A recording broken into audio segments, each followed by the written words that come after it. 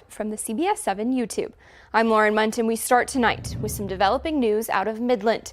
Officials say the animal shelter has an outbreak of canine distemper. Canine distemper is a highly contagious viral disease with serious health implications for dogs. The animal shelter is asking people not to bring any dogs to the shelter, and if you encounter a stray, call Midland Animal Services so that they can pick it up and try to find its home. Distemper is preventable, and the easiest way to protect your pet from the disease is by making sure they're vaccinated. Get your animals vaccinated. It is completely preventable. Puppies will get a series of vaccines starting at 4 weeks, and that will be boosted. Your adult dogs will then get it at 1 year, and then usually it's every 3 years, but talk to your doctor about your pet. The disease is airborne, so it helps if you can temporarily house a stray or lost dog to help protect them from the outbreak. Dog adoptions at the shelter are suspended until further notice, while affected animals are treated. The actual alert on the doorbell had gone off and I guess startled her, and at about the same time my motion lights came on, and it appeared it just scared her, and she just took off without grabbing the package. Over the weekend, a northern Odessa neighborhood experienced multiple thefts as an individual made their way around the neighborhood taking packages. According to the Odessa police, porch pirates come in waves. So even though Andrew Lange has lived in Odessa for years, it's still possible that this is the first time that his neighborhood has seen porch pirates. Just this year alone, Odessa police have received 18 reports regarding people stealing from people's homes. But most of the time, these types of thefts don't get reported. Yeah, so first of all, it's important to remember that, yeah, it is a felony if you do steal. Second of all, if you do have surveillance footage and you do report it to the police, and it's important to know that the vast majority of the time when we do post it on social media, that they're going to get caught. The vast majority of the time we do identify the person, our detectives, but it's just so important to remember that we can't investigate it unless it's first reported to us.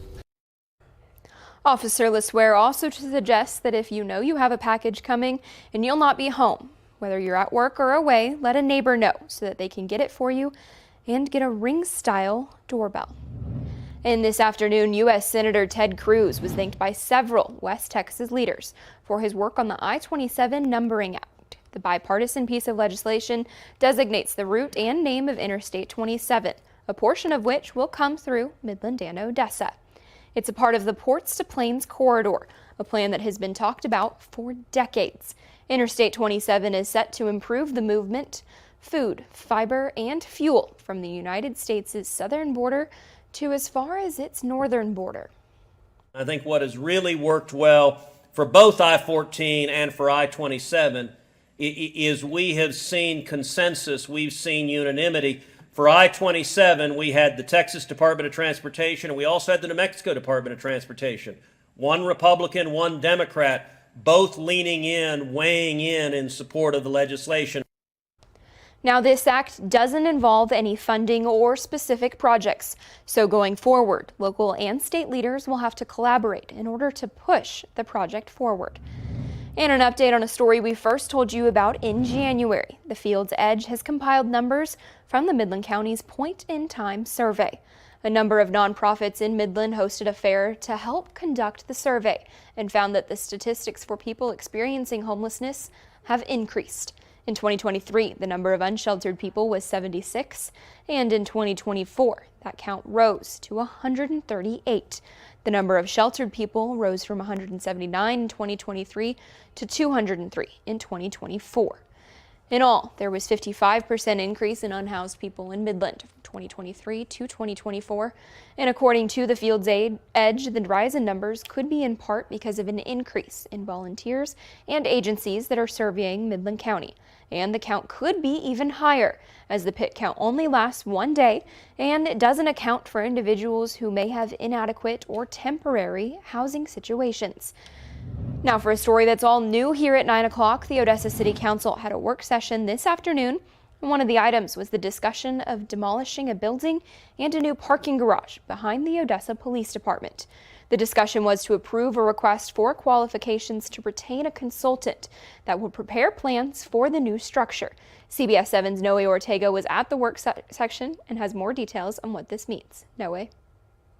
A study was done 2 years ago that suggested the city of Odessa build a new parking structure behind Odessa Police, since the current one is considered unsafe. The new structure would not only help OPD and other city employees, but also reduce the amount of parking needs in downtown Odessa. This new parking structure is expected to be 2 stories and is currently expected to hold up to 280 vehicles. When the city was looking to improve this area, they also thought of ways that will help residents. What after hours we wanted to do too is be able to make it available for the citizens, because we're trying to revitalize downtown, bring new stuff downtown, and what we also wanted to do too is we've seen in different cities around is do some little micro shops. These micro shops would be on the first floor of the structure, and the spaces can range from 200 to 500 square feet. The cost to rent a shop in downtown Odessa can be up to $8,000 a month. However, these small areas would be cheaper and could help those that want to start a small business. It is a way to be able to help entrepreneurs, micro marts, things of that nature, and be able to help you transition from an idea at home or online to a physical brick and mortar before you actually go on to a huge expense. The City Council agrees this structure will also benefit residents when events in downtown Odessa happen. With more facilities and new shops coming to Odessa, the City Council want to keep up with the future projects to make Odessa an events destination. We want to make Odessa a destination not just for work, but for tourism. We wind up having a Bass Pro coming up with Boat Tracker. We are working on more retail for that. We have the complex, the sports complex, with a 100,000 foot facility that's going in there. These are all going to be attractions and making this an event center. The project is estimated to cost around $3 million, and there is still no time frame of when demolition and construction will begin. For CBS 7 First Alert News, I'm Noe Ortega. Thank you, Noe. Employees for the city also gave a presentation on a proposed organizational chart for the city. Now, what this presentation proposes is multiple departments within the city working together to streamline efficiency. Some are already complete, like making a separate department for animal control, which used to be run by the Odessa Police Department, moving the budget office from the city manager's office to the finance department, with the goal of being able to have an efficient workforce in the city. And so it is a way to isolate, look at it by itself, and it functions well. And if it does falter, they won't be able to know why. So this is just an example of why we're trying to bring efficiency into the city without eliminating bureaucracy. Some of the suggestions that city employees made were filing a special project/downtown coordinator, move an event coordinator position into Parks and Recreation, and moving Keep Odessa Beautiful under the Solid Waste Department. And in Midland, according to Mayor Lori Blong, the city achieved 0 audit findings. The mayor took to Facebook to write 0 audit findings means there were no issues, discrepancies, or errors in the financial records, processes, or the procedures for the fiscal year of 2023. Essentially, it's a clean bill of health for the city's finances, demonstrating responsible stewardship of public funds. We're going to take a pause now and check your weather forecast with Chief Meteorologist Tom Tieferteller. Tom, we saw a bit of a cold front coming in, but are we going to see some more spring-like temperatures later? Well, we are going to see things warm up a little bit. That front has actually moved off to the north and northeast as a warm front. Had a little disturbance roll through today. A couple of showers with it, more gusty winds than anything else, and made for some neat clouds at sunset, but that is moving away. Again, peak wind gusts today were upwards to about 35 to 40 miles an hour, so a little bit of an improvement on that today over what we've seen the past couple of days, and things are really calming down wind-wise out of the southwest, about 5 to 10 miles an hour, and currently not too many gusts to report, just 24 up here towards the Hobbs area at the present time. So a quieter overnight on the way as we'll see temperatures chilly, not quite as cold as last night as we'll settle into the lower 40s. Big warm up on the way for your Easter weekend, and we'll talk more about that here a little later. Thank you, Tom. And take a look at this. The Ellen Noel Art Museum is currently hosting a unique art exhibition that has been traveling for over a decade. This exhibit features the renowned Awkward Family Photos. It's a collection, and last week it finally arrived in West Texas. The exhibit features more than 200 timeless awkward family photos, and they're presented in vintage frames that match their respective eras, with a number of them accompanied by behind the awkwardness narratives. There's like this sense in museums you have to be kind of quiet like a library, and it's really fun with this exhibition because people kind of let out that loud donkey laugh, you know, that ugly laugh. And so it's fun to hear that. We know that people are enjoying themselves with this for sure. And there's also interactive elements to this exhibit, such as a selfie station and the opportunity to submit photos that will be featured in the digital portion of the exhibit. And no matter what you choose, there's something fun and relatable for everyone who attends. And the Boy Scouts of America are celebrating 100 years of scouting in the Permian Basin. A luncheon was held to celebrate this major milestone and featured guest panelists, including Representative Tom Craddock and Brooks Landgraf, plus Senator Kevin Sparks. Current and past Scouts attended, shared stories, and shared how they've been able to use skills learned in scouting for their lives. Boy Scouts and Girl Scouts are very analog experiences in a very digital world, but I think that can be very good for the soul. Sometimes it allows you to unplug and connect with what's important in your life. Being a Scout, I think, makes you a better member of your family in addition to being a better citizen. It helps you to understand that there's more to life than just yourself. The Boy Scouts of America says that they hope to celebrate the next 100 years, helping grow tomorrow's leaders in the Permian Basin. And also today, the Midland Festival Ballet held a costume reveal for their upcoming production of A Midsummer Night's Dream. The costumes were designed in the 1980s for the Bruce Wells production of the play, but now companies all over the country can rent them. And this is the first time the costumes are being shown off in West Texas in preparation for the performance. Communications Director Pearl Walmsley says the ballet is familiar and people will recognize the characters and the music. Oh, it's been really exciting to be able to handle and, you know, dress the forms and take them here. It's been really special having them set up in here, actually, because it just, I don't know, it doesn't feel like you're in Odessa, Texas. It really does kind of transport you back in time, but also transports you into Shakespeare's story a little bit. The Midland Festival Ballet has been working on this production since August, and it'll be performed at the Wagner Noel Performing Arts Center on April 6th and April 7th. Let's turn to some local sports news, where the Midland Christian boys basketball team was honored after winning the TAPS 5A state championship for the first time since 2008. The school held a pep rally and a ceremony, and seniors on the team spoke about their experience and what it means to bring this title home to Midland. Every time you look up and see that banner, you know, it's not just a banner, it's a reminder of all the hard work that went into it and the experiences we had together and getting to accomplish it as a team. So that'll be really special. You know, the feeling is still there. We're still excited. Today is great. All our fans showed out. It's finally good to celebrate with everybody. Everybody was great. Everyone showed up super loud, and it was better than I thought it'd be. So I'm very appreciative and very blessed to be in this situation and in this program. The Mustangs will receive their state championship rings when they begin the 2024 to 2025 season.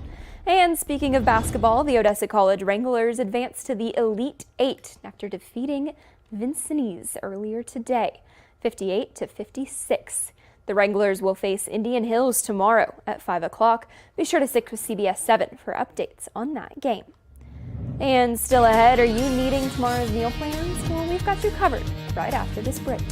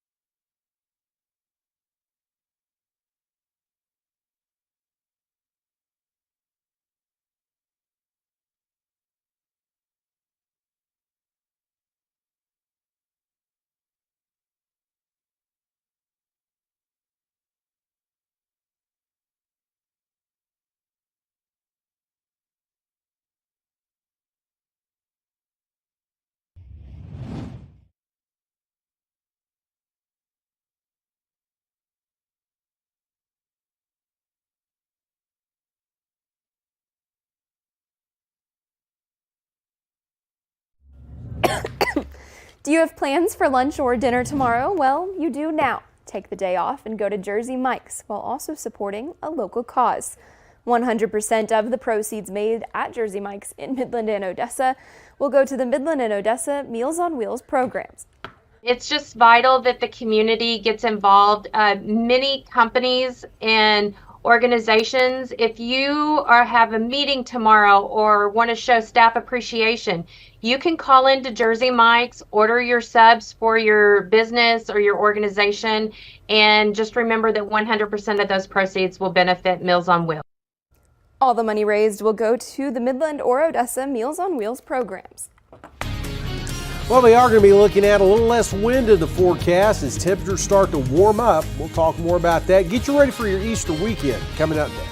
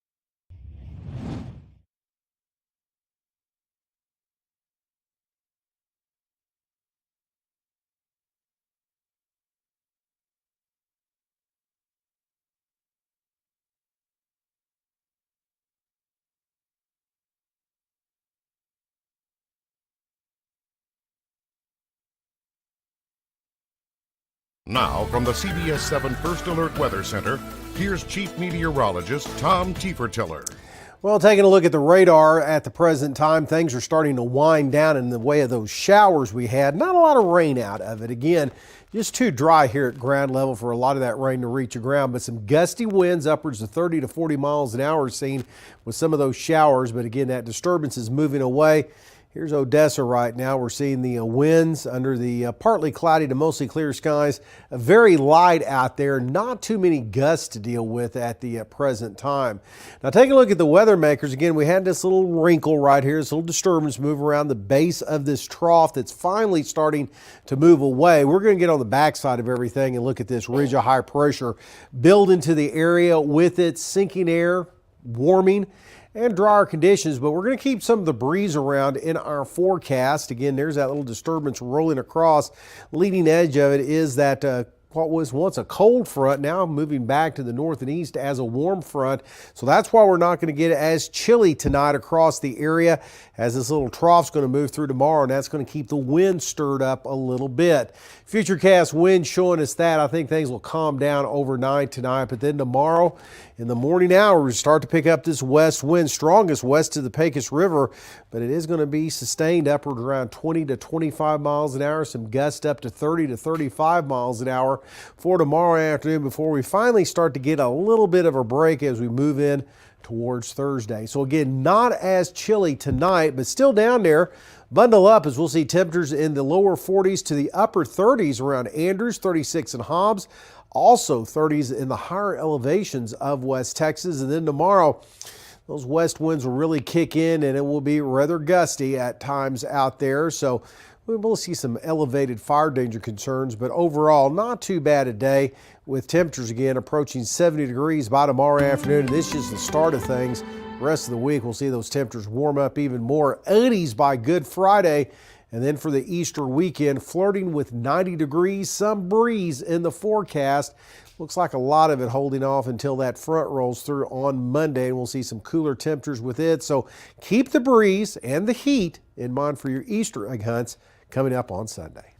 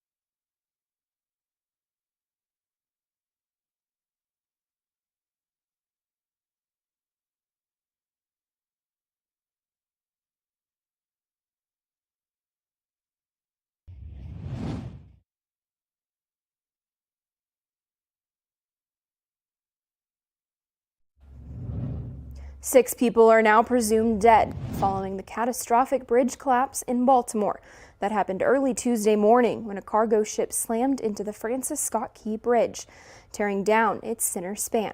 Michael Yoshida has more on what officials say happened. In the early hours of Tuesday morning, a horrific crash, leading to this mangled mess in the Patapsco River in Baltimore. The entire Key Bridge is in the harbor. According to Maryland's governor, a mayday call notified authorities before the cargo ship collided with the Francis Scott Key Bridge, causing this collapse.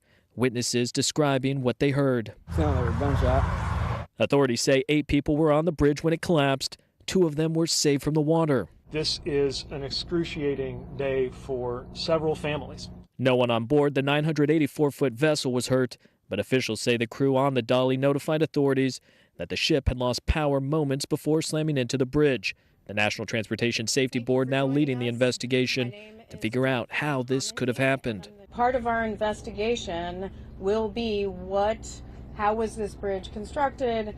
It will look at the structure itself. The Francis Scott Key Bridge is one of 3 connections between northern Baltimore and the southern half of the city. The collapse causing chaos for commuters. I use it almost every day to get to work. President Joe Biden already calling on Congress to fully fund and support efforts to rebuild the bridge. Local leaders grateful for the help. This state has been able to show what it means to be Maryland tough and Baltimore strong. In Baltimore, I'm Michael Yoshida reporting.